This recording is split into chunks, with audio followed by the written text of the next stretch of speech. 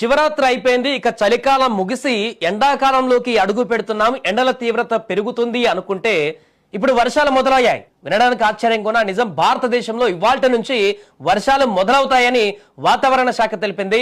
ఇలా ఈ నెలంతా కూడా వర్షాలు కొనసాగే అవకాశాలు ఉన్నాయట. ఇక బంగాళాఖాతంలో ఏర్పడినటువంటి అల్పపీడన ప్రభావంతో ఆంధ్రప్రదేశ్, తెలంగాణలో వర్షాలు కురవనున్నాయని వాతావరణ నిపుణులు హెచ్చరిస్తున్నారు. ఈ అల్పపీడన ప్రభావం తమిళనాడుపై ఎక్కువగా ఉండనుంది. పలు జిల్లాలలో భారీ వర్షాలు కురిసేటువంటి అవకాశాలు కూడా ఉన్నాయట.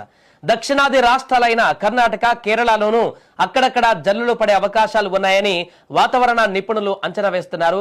ఇక తెలంగాణ విషయానికి వస్తే ఫిబ్రవరి 22 నుంచి వర్షాలు మొదలవుతాయని, వీటికి ఉరుములు, మెరుపులు, పిడుగులు కూడా తోడవుతాయని అంచనా వేస్తున్నారు. ఈ ప్రభావం హైదరాబాద్ తో సహా పలు జిల్లాలపైన చూపేటువంటి అవకాశం ఉంది. ఇక అదే సమయంలో మరికొన్ని వడగళ్ల వానలు పడేటువంటి అవకాశం ఉంది. మనకు ఆల్రెడీ తెలుసు, ఎండాకాలం స్టార్ట్ అయిందంటే హైదరాబాద్ లో గానీ, ఇతర ప్రాంతాల్లో గానీ, తెలంగాణలో, ఏపీలో వడగళ్ల వానలు పడుతుంటాయి ఎవ్రీ ఇయర్. అది ఈసారి అడ్వాన్స్ గా ముందే వచ్చినట్టు కనపడుతుంది. ఇవి రైతులకు పంట నష్టం కలిగించవచ్చు అని కూడా తెలిపారు. మొత్తంగా తెలంగాణలో ఫిబ్రవరి 22, 23, 24 తేదీలలో పలు చోట్ల 20 నుండి 30 మిల్లీమీటర్ల వరకు కూడా వర్షం కురిసేటువంటి అవకాశాలు ఉన్నాయని వాతావరణ శాఖ అంచనా వేస్తుంది.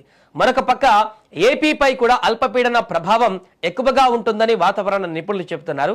ముఖ్యంగా రాయలసీమ కానీ, దక్షిణ కోస్తాంధ్ర ప్రాంతాలలో వర్షాలు ఉంటాయని హెచ్చరిస్తున్నారు.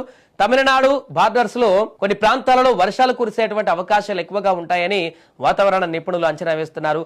సముద్రం కూడా అల్లకల్లోలంగా ఉంటుంది. బలమైనటువంటి ఈదురుగాలులు వీచేటువంటి అవకాశాలు ఉంటాయి. కాబట్టి మత్స్యకారులు, తీర ప్రాంతాల ప్రజలు జాగ్రత్తగా ఉండాలని వాతావరణ నిపుణులు సూచిస్తున్నారు. అండ్ వ్యవసాయ రంగానికి సంబంధించి రైతులు కొంత జాగ్రత్తగా ఉండాల్సిన పరిస్థితి ఉంది. ఎందుకంటే ఈ వర్షము చెడగొట్టు వర్షం అన్నమాట. వడగళ్లతో కూడినటువంటి భయంకరమైనటువంటి వర్షాలు పడుతుంటాయి. దానివల్ల చేతికొచ్చేటువంటి పంట ధ్వంసమయ్యేటువంటి పరిస్థితి ఉంటుంది.